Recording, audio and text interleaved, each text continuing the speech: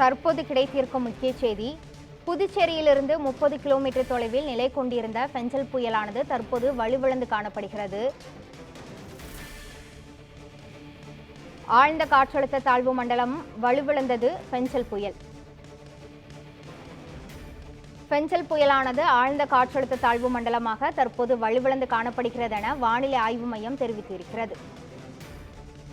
ஆழ்ந்த காற்றழுத்த தாழ்வு மண்டலம் மேற்கு திசையில் நகர்ந்து மேலும் வலுவிழக்கும் என வானிலை ஆய்வு மையம் தெரிவித்துள்ளது.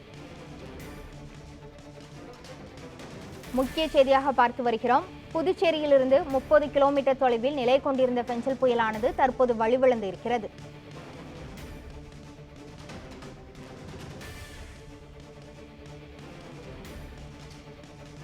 இந்த பெஞ்சல் புயலானது ஆழ்ந்த காற்றழுத்த தாழ்வு மண்டலமாக வலுவிழந்து இருக்கிறது. இது குறித்த மேலும் விவரங்களை வழங்குவதற்காக நமது செய்தியாளர் தாரணி இணைப்பில் உள்ளார். தாரணி, இந்த பெஞ்சல் புயலானது ஆழ்ந்த காற்றழுத்த தாழ்வு மண்டலமாக வலுப்பெற்று இருக்கிறது.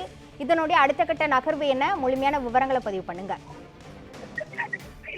வணக்கம் கிருஷ்ணவேணி. வங்கக்கடலில் சுமார் 35 மணி நேரமாக நிலை கொண்டிருந்த பெஞ்சல் புயலானது நேற்று மாலை கரையை கடக்க தொடங்கியது. இதன் கண்பகுதியானது நள்ளிரவு 1:30 மணி அளவில் கரையை கடந்தது. தற்பொழுது இந்த புயலானது ஆழ்ந்த காற்றழுத்த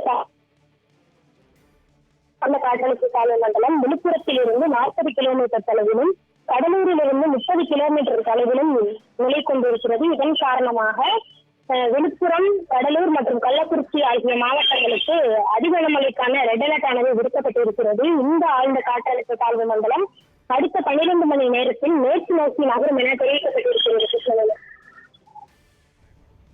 வங்கக்கடலில் நிலவி வந்த பெஞ்சல் புயலானது தற்போது ஆழ்ந்த காற்றழுத்த தாழ்வு மண்டலமாக வலுவிழந்திருக்கிறது என வானிலை ஆய்வு மையம் தெரிவித்திருக்கிறது. இது குறித்த விவரங்களை வழங்கியதற்கு நன்றி தாரணி.